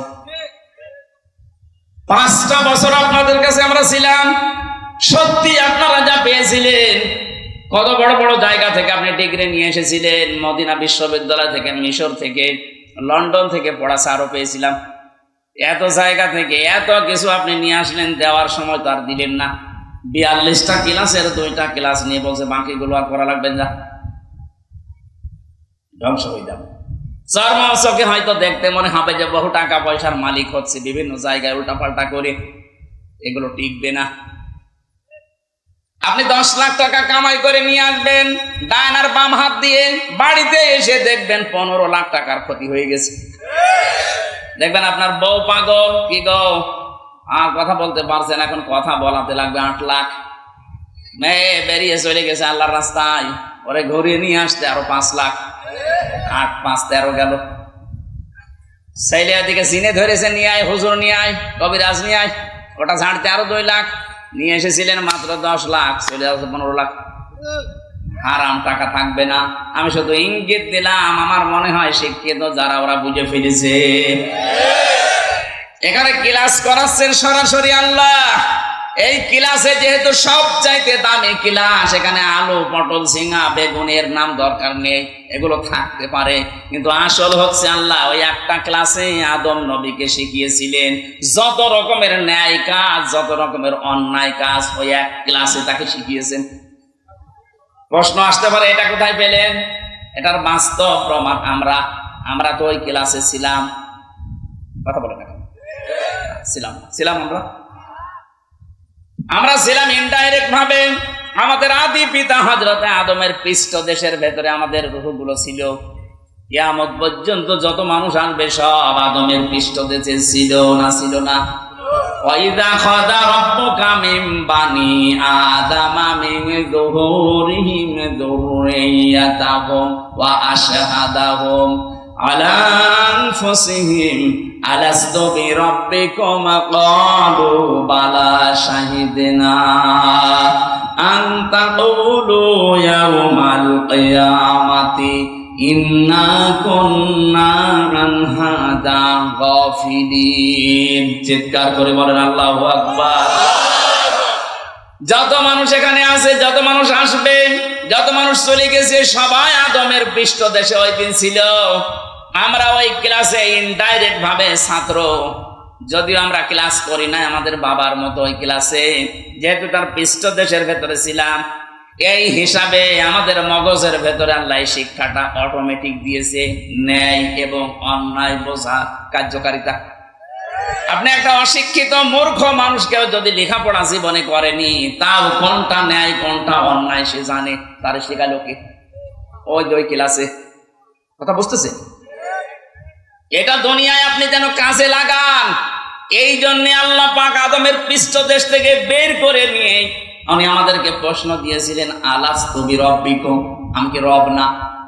সবাই আমরা এক বাক্যে বলেছিলাম, ক্বালু বালা, অবশ্যই আপনি আমাদের রব। ওই যে অবশ্যই আপনি আমাদের রব, এই কথা বললাম কোন জ্ঞানের ভিত্তিতে? ওই যে আদম নবীর ওই ক্লাসের ভিত্তিতে। আমার কথা বোঝা যাচ্ছে না? তাহলে সকল ন্যায় এবং অন্যায়ের যে সাবজেক্ট গুলো সব ওই একদিনে তিনি শিক্ষা দিয়ে দিয়েছেন। ওখান থেকে তিনি হযরতে আদম আলাইহিস সালামের বাম পাজরের হাড় দিয়ে আমাদের আদি মাতা হযরতে হাওয়াকে বানালেন। সুন্দরী একটা মেয়ে লোক বানিয়ে রেখে দিয়েছে। হযরত আদম ঘুম থেকে উঠে দেখলেন সুন্দরী, তাকালেন এবং ধরতে গেলেন, কারণ নিষিদ্ধ জিনিসের প্রতি আকর্ষণ সে জন্মের শুরু থেকেই। কথা বলেন না কেন? যেই তাকিয়েছে, ধরতে গেছে, আল্লাহ বলে ধরাও যাবে না, তাকানো যাবে না। আদম নবী বলছে, আল্লাহ ধরাও যাবে, তাকানো যাবে, এই বুদ্ধি দেন। বুদ্ধি দিলাম, বিয়ে করা লাগবে। এই জন্য আদমের সন্তান কিয়ামত পর্যন্ত যারা আসবে, আর যদি মূর্খ হয় দেখবেন নামাজের ফরজ কয়টা জানে না, বিয়ে করা ফরজ এটা জানে। আপনার পেটে বম মারে, ওজুর ফরজ কয়টা বলতে পারবে না, বিয়ে করা যে ফরজ কে জানে? বহু যুবক মানুষ এখানে বাবা যারা আছেন, পুত্র যদি এবং ছেলের মেয়ে যদি প্রাপ্ত বয়স্কা হয়ে যায়, আপনি বিয়ে দিতে চান না, বলো নিজের পায়ে আগে দাঁড়া। নিজের পায়ে দাঁড়াতে গিয়ে যদি একবার কোনো কাম করে ফেলে, কিয়ামতের দিন আপনিও জেনাকারের কাতারে দাঁড়াবেন। এজন্য বাবারা একটু সাবধান হবে। ওর ঘাড়ে সোয়াল তুলে দেন, এমনি বর সিস্টেমও জেনে ফেলবে। আমরা মনে করি ওরে নিজের পায়ে দাঁড় করিয়ে, তারপর আমি রিমান্ডে যখন ছিলাম একটা হিন্দু পেয়েছিলাম অফিসার, বাড়ি রাজবাড়ি, রাত 12টায় আসে, ওর 6টা যায়, প্রায় আসতো। আমার বলছে, হুজুর আমি এই বাংলাদেশ, ভারত, পাকিস্তান সহ এই সমস্ত এলাকার মুসলমানদের ইসলাম মানা, আর বাইরের দেশগুলোতে আমি গিয়ে মিশনে ছিল, আমি একটা মুসলিম দেশে মিশনে ছিলাম, ওই জায়গায় ওদের যে ইসলাম মানার পদ্ধতি এটা আলাদা। কি করে? অফিসার আমারে বলছিলাম, আমি ওখানে 2 বছর ছিলাম, এক হোটেলে খাবার খেতাম। যে হোটেলে খাবার খায়, ওই হোটেলের মালিক একটা মুসলমান, কিন্তু ছেলেকে বানিয়ে রেখেছে বয়। কি হোটেল বয়? এই যে পানি, খাবার, রুটি এগুলো এনে দেয়, এই কাজ করে। 2 বছরের ভেতরে দেখলাম, কি গো, পরিচয় নিয়ে জানলাম যে ওটা ওর ছেলে। বললাম যে আপনি কি? আমি মুসলমান। কেমন মুসলমান আপনি? আমার দেশেও তো মুসলমান আমি দেখেছি, আপনি কেমন মুসলমান? আপনার ছেলে, আপনি এত বড় হোটেলের একটা মালিক, আর আপনার ছেলেকে আপনি হোটেলের বয় বানিয়ে রেখেছেন, ও পানি দেয়, খাবার দেয়, রুটি দেয়, এটা কথা হলো? কেন, কি হয়েছে? কি হয়েছে মানে আপনি যে পর্যায়ের আপনার ছেলেকে ওই পর্যায়ে তুলতে পারেননি, ওই পর্যায়ে তোলার জন্য আপনার কোনো চেষ্টাও মনে হয়নি। তাছাড়া এইভাবে 2 বছর আমি তো দেখছি। বলছে আমারে বলছে মাওলানা ওই সময় ওই হোটেলওয়ালা আমাকে যে কথাগুলো জানিয়েছিলেন আমি সেই কথা আপনাকে শোনাই, আপনি একটু মিলান তো। উনি আমারে ওই দিন সূরা তাগাবুনের 14 নম্বর আয়াতটা তেলাওয়াত করে শুনিয়েছে। আমার কাছে আমি মুসলমান, আমি যে হিন্দু অত জানি না। আমি হিন্দু হলেও আমি কিন্তু লেখাপড়া করে কোরআনের বহু আয়াত বাংলায় মুখস্থ করেছি। যে সূরা তাগাবুন বলেছি আমি অফিসে যে বাংলায় বের করে সূরা তাগাবুনের 14 নম্বর আয়াতটা মিলালাম। কি দেখি আছে এখানে, আল্লাহ পাক জানিয়েছেন ইয়া আইয়ুহাল্লাযীনা আমানু ইন্না মিন আযওয়াজিকুম ওয়া আওলাদিকুম আদুওয়াল লাকুম ফাহযারু ইলা আখির আয়াত। এই আয়াতে আল্লাহ ঈমানদারকে ডাক দিয়ে জানিয়েছেন ও হে যারা ঈমানের দাবি করো, অবশ্যই তোমাদের স্ত্রী, সন্তানাদি আর সম্পদাদি এগুলো কিন্তু মাঝে মাঝে তোমাদের শত্রু হয়ে দাঁড়াবে। সুতরাং এদের ব্যাপারে খুব সতর্ক থাকবা। এদের পেছনে পড়ে, এদের পেছনে লাগতে গিয়ে, এদের পেছনে শ্রম দিতে, সময় দিতে গিয়ে আমার আল্লাহর বিধানটা যেন ভুলে যেও না। আমি বললাম আপনি কি বোঝাতে চান এখানে? উনি আমাকে বুঝিয়েছিল হুজুর, উনি আমারে এই আয়াত দিয়ে বোঝাতে দিয়েছেন। আমার এই ছেলেটাকে আমি লেখাপড়া শেখাতে চেয়েছিলাম, যতটুকু চেষ্টা করেছি আর পড়ে নাই। ওর যে লেখাপড়ার দৌড়, এরপরে আমি ওর একটা সৎ পাত্রী দেখে পাত্রস্থ করেছি, ওকে বিয়ে দিয়েছি। 3 নাম্বার দায়িত্ব ছিল আমার ওর একটা কর্মজীবন তৈরি করে দেওয়া। তা আমি যে কর্মজীবন দেব ওর তো সেই যোগ্যতা নেই।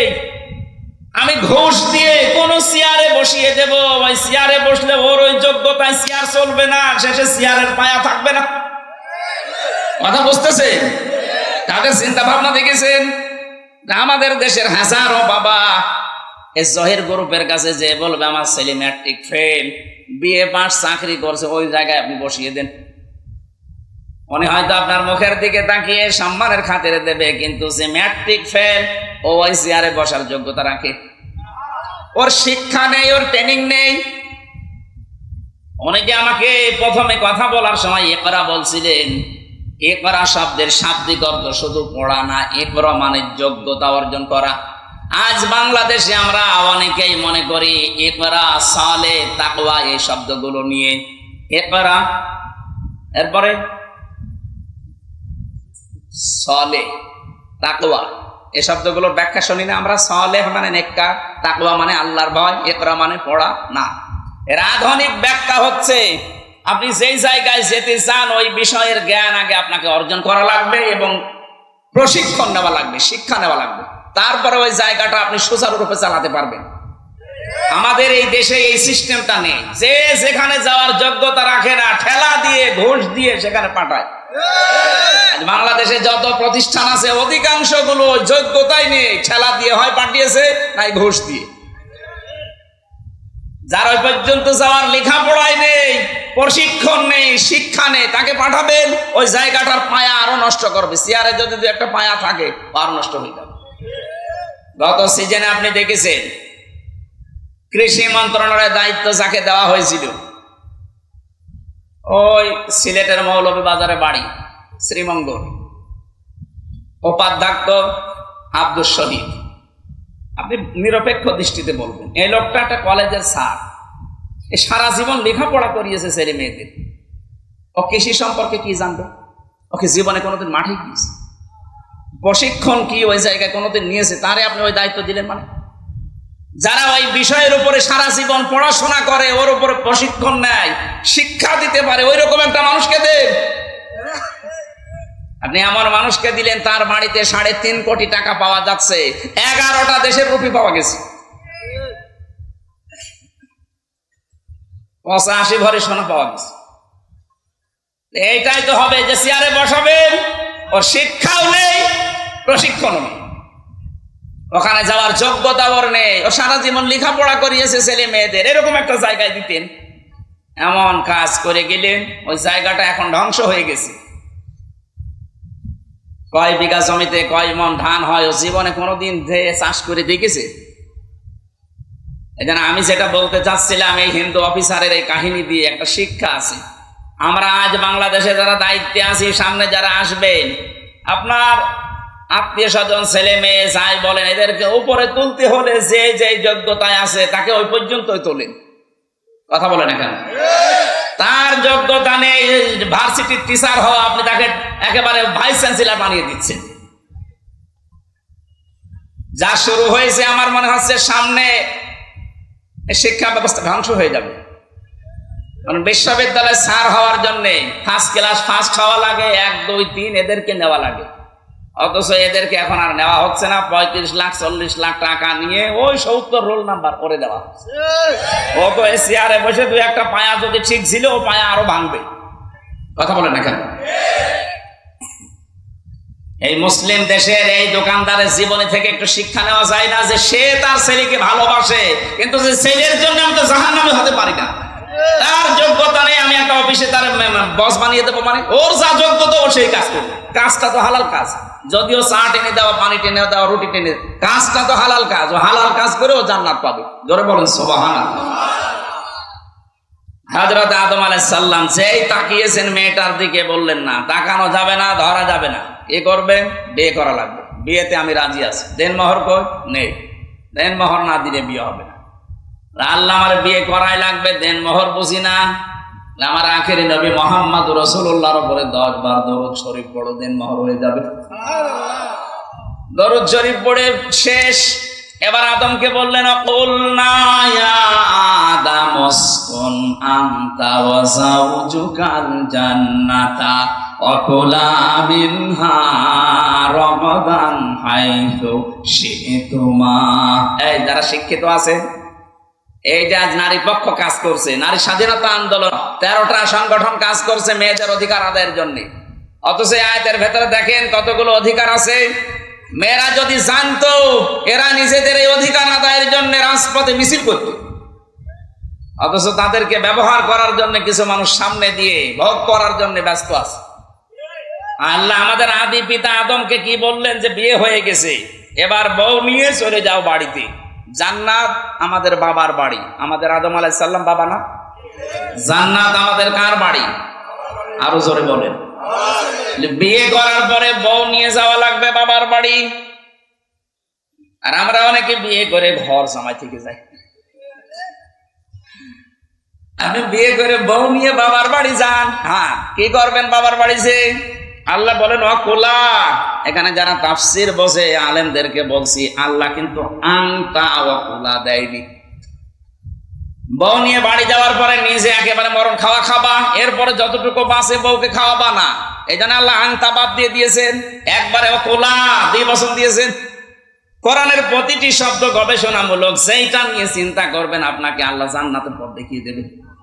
মেয়েদের কি অধিকার আল্লাহ দিচ্ছেন, আনতা না দিয়ে একবারে কোলা। তুমি যতটুকু খাবার, যেই মানের খাবার, যেই মানের পোশাক, যেভাবে চলবা স্টাইলে, ঠিক ওই মানের খাবার, ওই মানের পোশাক তোমার স্ত্রীকে দেওয়া লাগবে। আপনি নারীর অধিকার খুঁজতে পান না। যেই দিন আল্লাহ নারীকে বানিয়েছেন ওই দিনই তার অধিকার দিয়ে দিয়েছেন। আপনারা যে অধিকার দিতে চাচ্ছেন এটা অধিকার না, এটা ভোগ করা।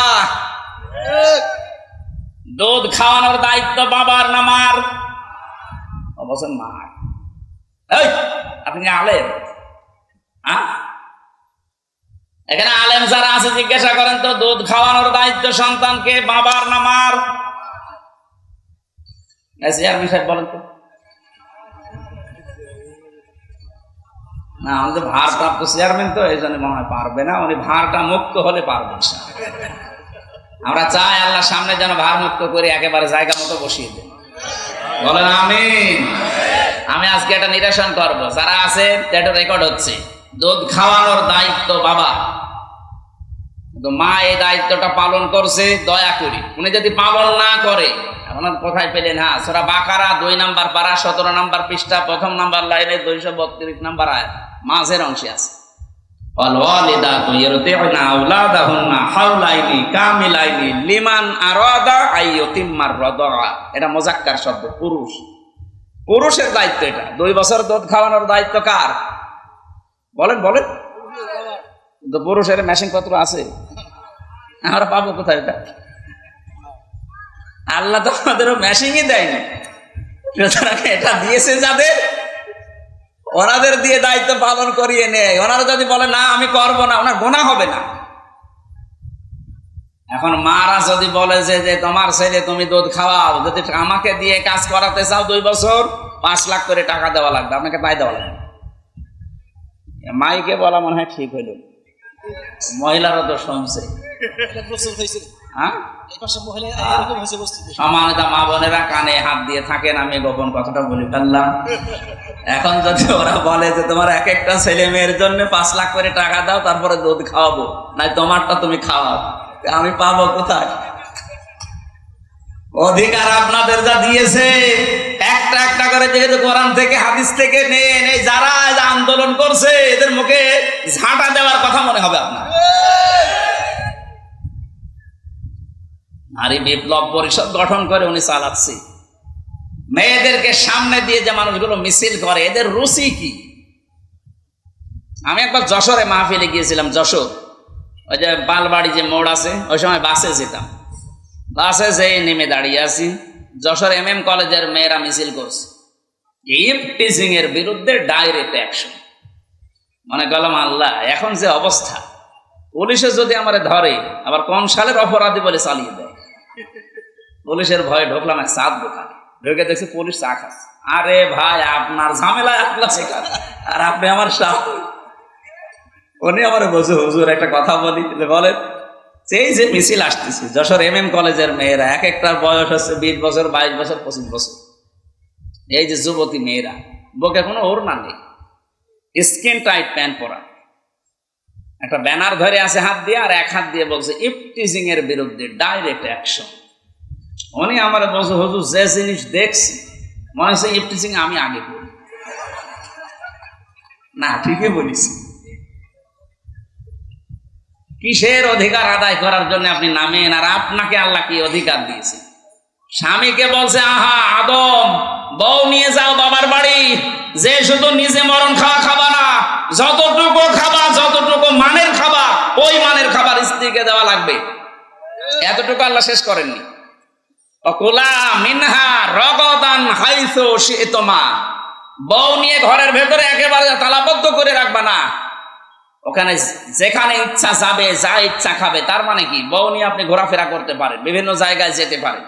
আজ বাংলাদেশ জামাত ইসলামী যিনি আমিরে জামাত ডাক্তার শফিকুর রহমানকে সাংবাদিকরা প্রশ্ন করছে, যদি ইসলামে দেশে আসে তাহলে মেয়েরা তো ঘরবন্দি হয়ে যাবে, তালাবদ্ধ হয়ে যাবে। না, মেয়েরা সবচেয়ে বেশি অধিকার পাবে যদি বাংলাদেশে ইসলাম কায়েম হয়।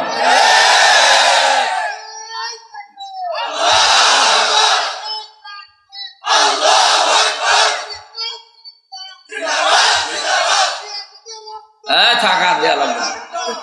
আরে রক্তগুলো এখন থাক, অন্তত পরে কাজে লাগবে।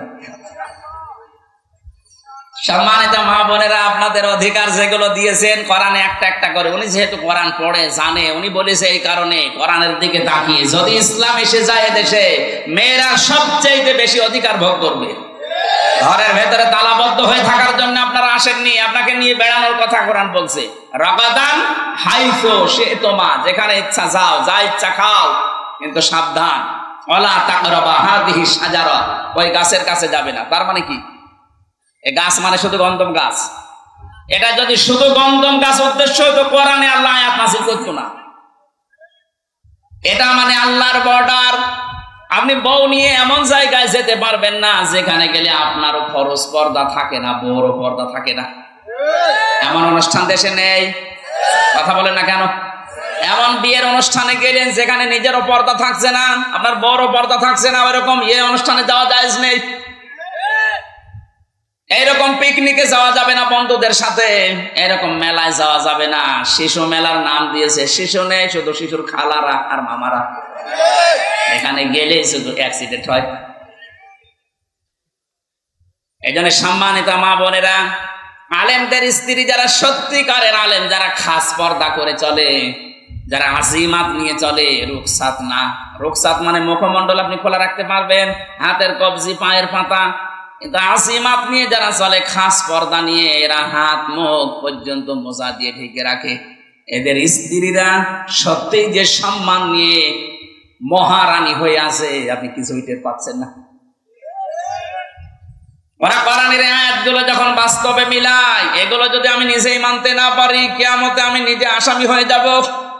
এজন্য আমাদের উচিত হচ্ছে ইসলামকে তার জায়গা মতো দিয়ে অধিকারগুলো আদায় করে নেওয়া। কথা বলেন ঠিক কিনা? আল্লাহ বলেন নিষিদ্ধ জায়গায় যাওয়া যাবে না, আল্লাহর বিভিন্ন বর্ডার আছে, এগুলো ক্রস করা যাবে না, সীমা লঙ্ঘন করা যাবে না। ওয়ালা তাকরাবা হাদিহি শাজারাতা ফাতাকুনা মিনাজ জালিমিন। যদি আল্লাহর এই বর্ডার কেউ ক্রস করে ফেলে, সে জালিম হয়ে যাবে। কি হবে? আর যারা পর্দার ফরজ বিধান লঙ্ঘন করে চলাফেরা করছেন, আপনি জালেম। কথা বলেন না কেন? যেগুলো আপনার স্বামীকে দেখানো দরকার, এটা আপনি পাবলিককে দেখাচ্ছেন, আপনি জালেম হয়ে কিয়ামতে উঠবেন। খালি নামাজ পড়ে রোজা রেখে আর কালো বোরকা পরে আপনি জান্নাত পেয়ে যাবেন। কে বলেছে আপনাকে? আমি 4টা পয়েন্ট পড়েছি হাদিসের ভাষায়। সম্মানিতা মা মেয়েরা এসেছে, সম্মানিতা মা বোনেরা, এবার আপনি কান খাড়া করেন। মিশকাত শরীফের হাদিস, বিশ্ব নবী বলেন নেককার মহিলা কোনটা জানো? অনেকে বলছে নামাজ পড়ে রোজা রাখে কালো বোরকা পরে। নবী বললেন না, ওই মহিলাটাই নেককার। ইদা নাজারা ইলাইহা সাররাতুহু, যার দিকে তার স্বামী বাইরে থেকে এসে যখন তাকাবে, তখন স্বামীকে আনন্দ দেবে। এরকম মহিলা আমার মনে হয় এখন ঘরে ঘরে নেই। নেই বলে তো আমরা পরকীয়া প্রেম করি। ঠিক, তার মানে ও জানাচ্ছে কাজ। আলহামদুলিল্লাহ, ভালো। সম্মানিত মা বোনেরা দেখেন, এতগুলো মানুষ বসে আছে আমরা, আর আপনার স্বামী বলে ফেললো ঠিক, তার মানে আপনি ওই রকম কিছু করেন না। দ্বিতীয় নম্বরে, ওয়াইদা গাবা আনহা হাফিজাতুহু, স্বামী যখন বাইরে যাবে, যতক্ষণ স্বামী বাইরে থাকবে ততক্ষণ আপনার ইজ্জত আবরু সতীত্ব আপনি হেফাজত করে রাখবেন। আধুনিক জামানায় এসে স্বামী বাইরে যেতে দেরি, ও মোবাইলে পরকীয়া প্রেমে লিপ্ত হতে দেরি নেই। এমনকি বাইরের লোক নিয়ে এসে স্বামীর ওই কাজ ওকে দিয়ে করাচ্ছে। ধরে বলেন নাউজুবিল্লাহ। 3 নম্বরে বিশ্ব নবী বলেন অতুইনু আলা দীনি যাওজাতুহা। ওই মহিলাটাই নেককার যে তার স্বামীকে দ্বীনের পথে চলার জন্য উদ্বুদ্ধ করে, আরো এগিয়ে দেয়, সাহায্য করে। এরকম মহিলা আজ বাংলাদেশে দিন দিন হারিয়ে যাচ্ছে। স্বামীকে দ্বীনের পথে চলার জন্য সাহায্য করা তো দূরের কথা, আরো বাধা দেয়। কথা বলে না কেন? 4 নম্বর বিশ্ব নবী বলেন, স্বামী যদি কোনো কাজের আদেশ করে, কাজটা যদি জায়েজ হয়, মেয়ে লোক যারা এসেছেন, স্বামী যদি কোনো কাজের আদেশ করে, কাজটা যদি জায়েজ হয়, জীবন থাকাকালীন আপনাকে মানা লাগবে। কথা বলে না কেন? আমি স্বামী, এখানে যত স্বামী বসে আছে, প্রত্যেকটা স্বামী আমরা চাই, আমরা পছন্দ করি বিয়ের পরে যেন আমাদের মা বাবা আমাদের সাথে থাকে। 100টার 98টা মহিলা আজ এটা চাই না। কথা বলছেন না কেন? গত কয়েকদিন আগে আমি গিয়েছিলাম নীলফামারী কিশোরগঞ্জ থানা, বৃদ্ধাশ্রমে আমারে নিয়ে গেল। যে দেখি এই লাইনে মা আর বাবারা বসে আছে। ওদের চোখের দিকে তাকালে আমার মনে হচ্ছে ওর সন্তানের জন্য বরদোয়া দিচ্ছে। এই মা বাবা গুলোকে বৃদ্ধাশ্রমে রেখে গিয়েছে। এই সন্তানগুলো, শুধু এই সন্তানের দোষ না, এই বৃদ্ধাশ্রমে এই মা আর বাবা গুলোকে রেখে যাওয়ার পেছনে যারা ভূমিকা পালন করে, তারা এই লোকটার বউ। আর এই বউকে যারা কান পড়া দেয়, ওই বউর মা আর বড় বোন। আমার মনে হয় ওরা এখনই বরদোয়া আরম্ভ করেছে, হুজুর মরুক। আমি আপনাদের বাঁচাতে চাই। আপনি শুধু নামাজ পড়ে রোজা রেখে কালো বোরকা পরে জান্নাত যেতে পারবেন না। সত্যি আল্লাহর কসম, যে হাদিসটা বললাম এটা আপনাকে মানা লাগবে। স্বামী যখনই তাকাবে, এমন একটা অবস্থা করবেন স্বামী যেন আনন্দ পায়। নবীজি বলেন, তোমার আচরণ দেখে যদি স্বামী হাসে, তুমিও যদি হাসতে থাকো, যেই কয়টা দাঁত বের হয়ে যাবে ওই কয়টা নফল হজের সওয়াব পাওয়া যাবে। সুবহানাল্লাহ। তো জোরে বললে দেখবেন বাড়ি যে দাঁত কেলিয়ে পড়ি আছে। কি গো জোরে যে বলে দিল, যতগুলো দাঁত দেখতো অতগুলো সওয়াব। আমার বন্ধ হচ্ছে না মুখ।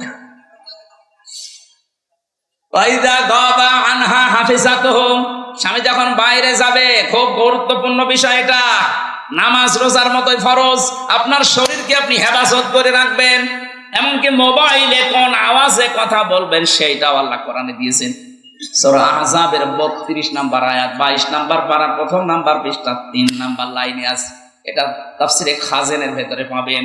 ইয়া নিসান নাবিয়্যি লাস্তুন্না কাআহাদিম মিনান নিসাই ইনিত্তাকাইতুন্না ফালা তাখদা'না বিল কওলি ফায়াতমা'আল্লাযী ফী কলবিহি মারাদুন ওয়া কুলনা কাওলান মা'রুফা। বলেন আল্লাহু আকবার। আল্লাহ বলেন, হে নবীর স্ত্রীরা, কারোর সাথে যদি কথা বলতে চাও পর্দার আড়াল থেকে কথা বলবা, সঠিক কথা, মিথ্যা কথা বলা যাবে না। সম্মানিতা মা বোনেরা, মোবাইলে বলেন, ফ্যাক্সে বলেন, ফোনে বলেন, যেখানেই কথা বলেন মিথ্যা কথা বলবেন না, কিন্তু ভাষা হবে রুক্ষ সূক্ষ্ম। এমন কড়া কড়া ভাষা দিয়ে কথা বলবেন ঝাঁঝালো গলায়, ওর মনের ভেতরে যদি গুড়ও থাকে বলবে আল্লাহ দরকার নেই, এ মহিলা না আজরাইল। আর যদি আপনি শাবনূরের কণ্ঠ দিয়ে বলেন আসসালামু আলাইকুম বিয়ান সাহেব, বিয়া সাহেব বলে না, ওর মনের ভেতরে যদি দুর্বিসন্ধি থাকে, খারাপ অন্তরের মানুষ হয়, ওকে শয়তান ধোঁকা দেবে আর চিন্তা করবে কাজ হচ্ছে। আর কিছুদিন লাইন লাগায়, শেষ পর্যন্ত দেখবেন 2 সন্তানের মা ওর হাত ধরে পালিয়েছে। বেশি বলে ফেললাম, এটা হচ্ছে না দেশে? মেয়েদের কণ্ঠ পর্যন্ত পর্দা, কিভাবে কথা বলবে। এই জন্য আমার এই মোবাইলে মহিলা কণ্ঠ যদি কোনো জায়গা থেকে কল কেউ দেয় ফতোয়া ধরার জন্য, আমি হোসাইনকে দিয়ে দিই, তো তুই যা করবি কর। হোসাইন এখানে আসে না, ওরা জিজ্ঞাসা করেন, আমি মেয়ে লোকের কণ্ঠ ধরতে চাই। আর মাসলা মাসাইল জানার দরকার হলে আপনার স্বামীকে দেন, আপনার ছেলেকে দিয়ে বলা, কারণ এটা রেকর্ড হয়। আমি রিমান্ডে যে এটা দেখেছি। আমরা যা মনে করছি এত সহজ না। এই জন্য কথাবার্তারা খুব হিসাব করে বলবেন। টাকলা মোরাদের মতো 6 মিনিট 29 সেকেন্ড যে ফাঁস হয়ে যাবে, মন্ত্রিত্ব চলে যাবে। তাও তো অডিও ফাঁস হয়েছে, আর যেগুলোর ভিডিও ফাঁস হচ্ছে এদেরকে আমার মনে হয় জবাই করা দরকার। 80-85 বছর বয়স, আর ওর নাকি ঘুম পাড়ানো লাগে। আমি নিচে নামলাম, এ মানুষের ভেতরে পড়ে, আর এরা বলে দেশ চালাচ্ছে। এর রাত 12টা-2টা পর্যন্ত ঘুম আসে না, এর ঘুম পাড়ানো লাগে আল্লাহর ওলিদের দিয়ে। এদের আবার সাক্ষী পাচ্ছে না। আমি গ্রেপ্তার হওয়ার পরে আমার ম্যাডামকে কল দিয়েছে মাওলানা আমিরুল ইসলাম বেলালী, সাতক্ষীরা। ওই কলের রেকর্ড দেখে আমার পরের দিন রিমান্ডে শোনাচ্ছে। কি গো, কি আশ্চর্য। এই জন্য কথা কারোর সাথে বললে, বিশেষ করে এই যে মোবাইল নাম্বারে, এই মোবাইল নাম্বারে কথা বলা আর গোয়েন্দাদের সামনে কথা বলা সমান। হোয়াটসঅ্যাপটা এখনো আছে, কিন্তু এখন আর নিরাপদ নেই, এটা এখন ওদের আন্ডারে চলে গেছে। তো হিসাব নিকাশ করে চলবেন ভাই। মেয়েরা যারা এসেছেন, কারোর সাথে যদি কথা বলতে চান পর্দার আড়াল থেকে, মোবাইলে, ফোনে, ফ্যাক্সে কথা বলবেন, কিন্তু সত্য কথা, মিথ্যা কথা বলা যাবে না। কিন্তু ভাষা হবে রুক্ষ সূক্ষ্ম। ভাষা হবে কি? আল্লাহর এই বর্ডারটা, আপনি স্বামী বাড়ি থেকে চলে গেছে, বর্ডারটা আর ঠিক রাখেন না, আপনি ক্রস করে ফেলেন। অথচ আপনার হেফাজত করার দরকার ছিল আপনার কণ্ঠ, আপনার শরীর, আপনার সতীত্ব, এমনকি আপনার সন্তান যেটা আছে, স্বামীর সন্তান, ওইটা আপনার স্বামীর সম্পদ, সব আপনি হেফাজত করে রাখবেন। আপনি দায়িত্বশীল। 3 নম্বরে আপনি সাহায্য করবেন স্বামীকে দ্বীনের উপরে চলার জন্য। তাহলে হযরতে রহিমার সাথে আপনি কিয়ামতে জান্নাত পাবেন। হযরতে খাদিজাতুল কুবরা, তাকে আল্লাহ সালাম পাঠিয়েছিলেন এই কারণে, তার জীবনের সব কিছু তার স্বামীকে সাহায্য করার জন্য তিনি দিয়েছিলেন। আর আমরা এমন বউ পেয়েছি, ওর 15 ভরি স্বর্ণ আছে, আপনি ক্যান্সারে মরে যাবেন, 1 ভরি বিক্রি করতে বলেন, বলে না তুমি মরে যাও, দরকার আরেকটা বিয়ে করো, তাও বেচতে রাজি না। এই জিনিস নিয়ে আমরা সংসার করছি। 4 নম্বরে, স্বামী যেটা চায় ওটা যদি জায়েজ হয়, আপনার জীবন থাক আর যাক ওটা মানা লাগবে। আমি যে একটা উদাহরণ দিলাম না, যে আমি স্বামী, প্রত্যেক স্বামী আমরা চাই যে আমার মা বাবা আমার সাথে থাকবে, খেয়ে থাক না খেয়ে থাক, কিন্তু আপনি চান না। এরকম বউ নেই দেশে? কার কার বউ এরকম বোন? ছোট হাত তোলেন তো। একজন আছে শুধু। সম্মানিত মা বোনেরা, আমার মনে হয় হচ্ছে না আপনাদের আমল। শুধু নামাজ দিয়ে, রোজা দিয়ে, কালো বোরকা দিয়ে আপনি জান্নাত পাবেন না। আমার ভাইরা, হযরত আদম আলাইহিস সালামের স্ত্রীকে নিয়ে যে কথাগুলো বলছিলাম কোরআনে কারীমের সূরা বাকারার তাফসীর থেকে, এজন্য নিষিদ্ধ কোনো কাজে মেয়েদেরকে নিয়ে ইনভলভ হওয়া যাবে না। যেগুলো আপনাকে দেখানো দরকার এইগুলো ওরা জনগণকে, পাবলিককে দেখাচ্ছে। নিজে দায়ুস হচ্ছে নিজের ভাই স্বামী, নিজের বড় ভাই স্বামী এবং বাবা আর বড় ছেলে, এদেরকেও দায়ুস বানাচ্ছে। একটা মহিলা যদি বেপরদা হওয়ার কারণে জাহান্নামী হয়ে যায়, নবীজি বলেন কমপক্ষে 4 জন মানুষকেও জাহান্নামে নিয়ে যাবে। বলেন নাউযুবিল্লাহ। তার বড় তার বাবাকে নেবে, তার স্বামীকে নেবে, তার বড় ভাইকে নেবে, তার বড় ছেলেকে নেবে। চিন্তা করে দেখেন তো, আমরা যারা ইবাদত বন্দেগী কিছু না কিছু করে বগল বাজাচ্ছি যে জান্নাত আমি পাবো না, পাবে কে? আপনার মেয়ে বেপরদা চলছে, আপনার বেটার বউ বেপরদা চলছে, আপনার মা বেপরদায় চলছে। আল্লাহর এই বর্ডার গুলো আমরা যেন ক্রস না করি। বলেন আমিন। আল্লাহ রাব্বুল আলামিন বলেন, এই যে এইভাবে করে আমি তোমাদেরকে বানালাম, বানানোর পরে তোমাদের সম্মান বৃদ্ধি করার জন্য ফেরেশতাদের মাধ্যমে সেজদা দেওয়ালাম, দুনিয়াতে নিয়ে আসলাম। এই পৃথিবীর বেজে নিয়ে আসার যে সিস্টেম গুলো কোরআনে কারিমে হাজার হাজার কথা তাফসিরে আমার জানা আছে।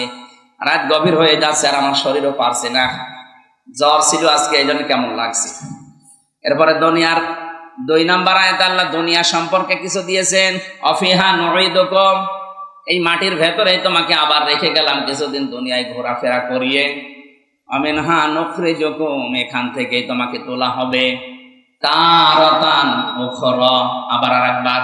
সুতরাং আরেকবার যে আল্লাহর সামনে আমাদের এই শরীর নিয়ে দাঁড়ানো লাগবে, কোনো সন্দেহ নেই, এটা কোরআনের কথা। ওখানে যেন দাঁড়াতে পারি আর নিজেদের জীবনের হিসাব যেন মিলাতে পারি, সেই জন্য এখনই সতর্ক হন। এই কবরে যাওয়ার আগে ওখানকার সামানা দুনিয়া থেকে জোগাড় করার চেষ্টা করেন এখন থেকে। আমি সহ যারা এসেছি প্রত্যেককে কবরে যাওয়ার আগে সামানা নেওয়ার তৌফিক দেন। বলেন আমিন। আমি জেলে বসে বসে কয়েকটা বই টুকেছিলাম, এই সমস্ত বইগুলো এখন আমি লিখেছি, পরবর্তীতে আমার গাড়িতে আছে, শিক্ষিত মানুষরা নিয়ে যাবেন, কাজে লাগবে। মেয়েদের বই আছে কয়েকটা আর পুরুষের আছে। আল্লাহ আমাদের আমল করার তৌফিক দিন। আল্লাহ